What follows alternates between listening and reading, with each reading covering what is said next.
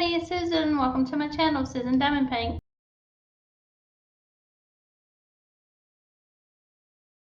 February 10th devotional. Isaiah 1:18. Come now, let us settle the matter, says the Lord. Though your sins are like scarlet, they shall be white as snow. Though they are red as crimson, they shall be like wool. Chapter 7. On the evenings when there was no whist at the Foresters, Neil usually sat in his room and read, but not law as he was supposed to do. The winter before, when the Foresters were away, and one dull day dragged after another, he had come upon a copious diversion, an almost inexhaustible resource. The high, narrow bookcase in the back office between the double doors in the wall was filled from top to bottom with rows of solemn-looking volumes bound in dark cloth, which were kept apart from the law library as almost a complete set of the Bond classics, which Judge Pomeroy had bought long ago when he was a student at the University of Virginia. He had brought them west with him, not because he read them a great deal, but because in his day a gentleman had such books in his library, just as he had claret in his cellar. Among them was a set of Byron in 3 volumes, and last winter a prose of quotation which Neil didn't recognize. His uncle advised him to read Byron, all except Don Juan. That, the judge remarked with a deep smile, he said he could save until later. Neil, of course, began with Don Juan. Then he read Tom Jones and Willem Meister, and raced on until he came to Montaigne and a complete translation of Ovid. He hadn't finished yet with these last, always went back to them after other experiments. These authors seemed to him to know their business. Even in Don Juan there was a little fooling, but with these gentlemen none. There were philosophical works in the collection, but he did no more than open and glance at them. He had no curiosity about what men had thought, but about what they felt and lived. He had a great deal. If anyone had told him that these were classics and represented the wisdom of the ages, he would doubtless have left them alone. But ever since he had first found them for himself, he had been living a double life, and with all his guilty enjoyments, he read Herodes over and over and felt that they were the most glowing love stories ever told. He did not think of these books as something invented to beguile the idle hour, but as the living creatures caught in the very behavior of living, surprised behind their misleading severity of form and phrase. He was eavesdropping upon the past, being led into the great world that had plunged and glittered and sumptuously sinned long before the western towns were dreamed of. Those rapt evenings beside the lamp gave him a long perspective, influenced his conception of people about him, made him know just what he wished his own relations with these people to be. For some reason, his reading made him wish to become an architect. If the judge had left his bone library behind him in Kentucky, his nephew's life might have turned out differently. Spring came at last, and the Forester place had never been so lovely. The captain spent long, happy days among his flowering shrubs, and his wife used to say to visitors, "Yes, you can see Mr. Forester in a moment. I will send the English gardener to call him." Early in June, when the captain's roses were just coming on, his pleasant labors were interrupted. One morning, an alarming telegram reached him. He cut it open with his garden shears and came into the house and asked his wife to telephone for Judge Pomeroy. A savings bank, one in which he was largely interested, had failed in Denver. That evening, the captain and his lawyer went west on the express. The judge, when he was giving Neil final instructions about the office business, told him he was afraid the captain was bound to lose a good deal of money. Mrs. Forester seemed unaware of any danger. She went to the station to see her husband off, spoke of his errand merely as a business trip.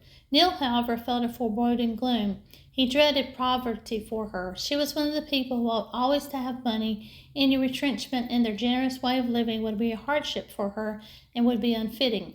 She would not be herself in a straitened circumstance. Neil took his meals at the town hotel on the 3rd day after Captain Forester's departure. He was annoyed to find Frank Ellinger's name on the hotel register. Ellinger did not appear at supper, which meant, of course, that he was dining with Mrs. Forester, and that the lady herself would get his dinner. She had taken the occasion of the captain's absence to let Bohemian Mary go visit her mother on the farm for a week. Neil thought it was very bad taste in Ellinger to come to Sweetwater when Captain Forester was away. He must know that it would stir up the gossips. Neil had meant to call on Mrs. Forester that evening, but now that he went back to the office instead. He read late, and after he went to bed he slept lightly. He was awakened before dawn by the puffing of the switch engine down the rounded house. He tried to muffle his ears in the sheet and go to sleep again, but the sound of escaping steam for some reason excited him. He could not shut out the feeling that it was summer and that the dawn would soon be flaming gloriously over the Foresters' Marsh. He had wakened with an intense, blissful realization of summer which sometimes comes to children in their beds. He rose and dressed quickly. He would get over the hill before Frank Ellinger could intrude his unwelcome presence while he was still asleep in the best bedroom of the Wilmington Hotel. An impulse of affection and guardianship drew Neil up to the popular boarded road in the early light, though he did not go near the house itself, but at the second bridge cut round through the meadow and onto the marsh. The sky was burning with a soft pink and silver of cloudless summer dawn. The heavy, bowed grasses splashed him to the knees. All over the marsh, snow on the mountain, globed with dew, made cool sheets of silver, and the swamp milkweed spread its flat raspberry-colored clusters. There was an almost religious purity about the fresh morning air, the tender sky, the grass and flowers with the sheen of early dew upon them. There was in all living things something limpid and joyous, like the wet morning call of the birds flying up through the unstained atmosphere. Out of the saffron east, a thin yellow wine-like sunshine began to gild the fragrant meadows and the glistening tops of the grove. Neil wondered why he did not often come over like this to see the late day before men and their activities had spoiled it, while the morning was still unsullied like gift handed down from the heroic ages. Under the bluffs that overhung the marsh he came upon thickness of wild roses with flaming buds just beginning to open. When they had opened, their petals were stained with that burning rose color which is always gone by noon, a dye made of sunlight, morning, and moisture, so intense that it cannot possibly last, must fade like ecstasy. Neil took out his knife and began to cut the stiff stems crowded with red thorns. He would make a bouquet for a lovely lady, a bouquet gathered off the cheeks of morning, these roses only half awake and the defenseless of utter beauty. He would leave them just outside one of the French windows of her bedroom. When she opened her shutters to let in the light, she would find them, and they would perhaps give her a sudden distaste for coarse worldlings like Frank Ellinger. After tying his flowers with a twist of meadow grass, he went up the hill, through the grove, and softly round the still house of the north side of Mrs. Forester's own room, where the door-like green shutters were closed. As he bent to place the flowers on the sill, he heard from within a woman's soft laughter, impatient, indulgent, teasing, eager, then another laugh very different a man's, and it was fat and lazy, ended something like a yawn. Neil found himself on the foot of the hill on the wooden bridge, his face hot, his temples beating, his eyes blind with anger. In his hand he still carried the prickly bunch of wild roses. He threw them over the wire fence into the mud hole the cattle had trampled under the bank of the creek. He did not know whether he had left the house by the driveway or had come down through the shrubbery. In that instant, between stooping to the window sill and rising, he had lost one of the most beautiful things in his life. Before the dew dried, the morning had been wrecked for him, and all subsequent mornings, he told himself bitterly, this day saw the end of the admiration and loyalty that had been like a bloom on his existence. He could never recapture it. It was gone like the morning freshness of the flowers. Lilies that fester, he muttered, lilies that fester smell far worse than weeds. Grace, variety, the lovely voice, the sparkle of fun and fancy in those dark eyes, all this was nothing. It was not a moral scruple she had outraged, but the aesthetic and ideal. Beautiful women whose beauty meant more than it said, was their brilliancy always fed by something coarse and concealed? Was that their secret? Chapter 8. Neil met his uncle and Captain Forrester when they alighted from the morning train and drove over to the house with them.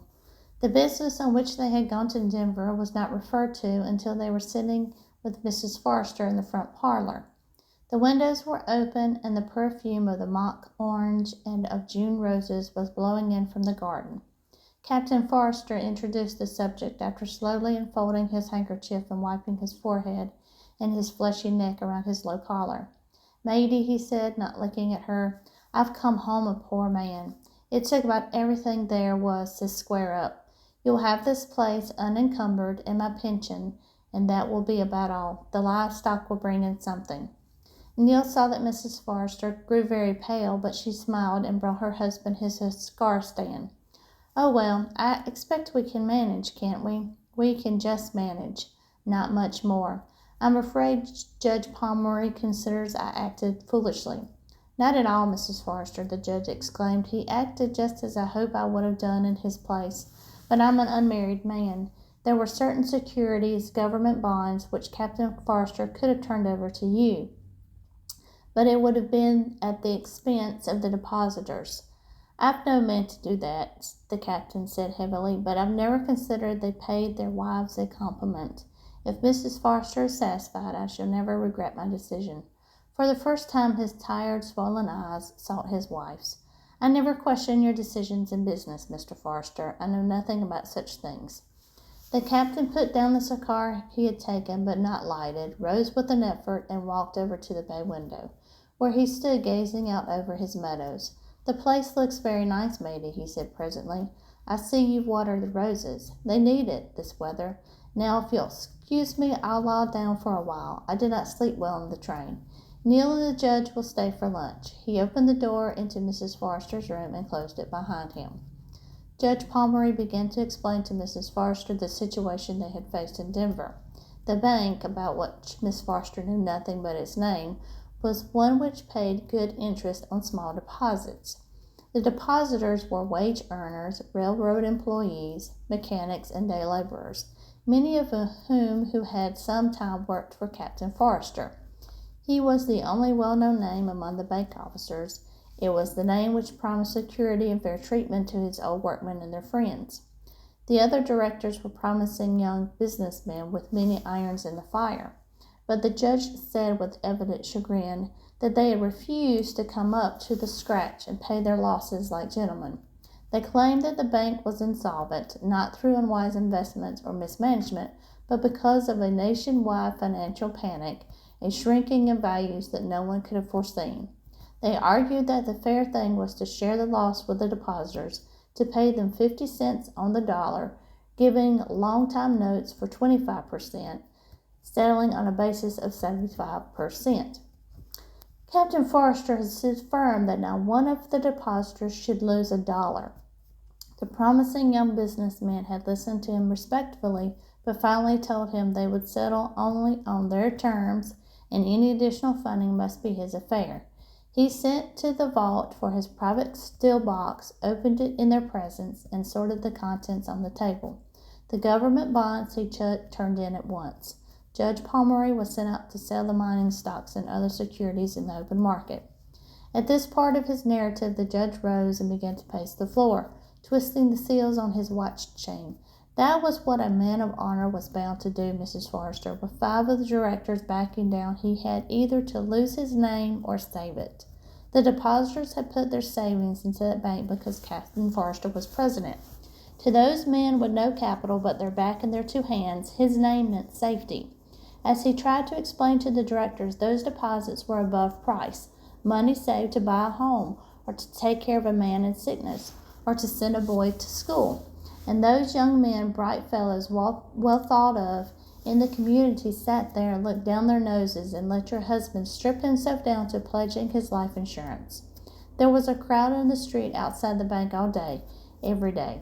Poles and Swedes and Mexicans looking scared to death.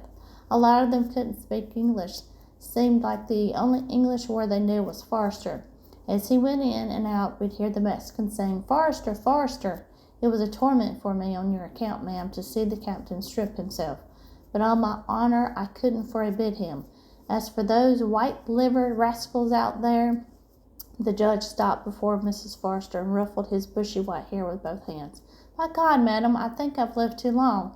In my day, the difference between a businessman and a scoundrel was bigger than the difference between a white man and a nigger. I wasn't the right one to go out there as captain's counsel. One of these smooth members of the bar, like Ivy Peters is getting ready to be, might be saved something for you out of the wreck. But I couldn't use my influence with your husband. To that crowd outside the bank doors, his name meant 100 cents on the dollar, and by God, they got it. I'm proud of him, ma'am, proud of his acquaintance."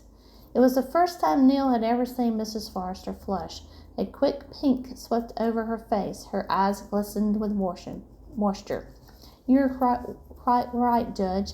I wouldn't for the world have had him do otherwise for me. He would never hold up his head again. You see, I know him." As she said this, she looked at Neil on the other side of the room, and her glance was like a delicate and very dignified rebuke to some discourtesy, though he was not conscious of having shown her any.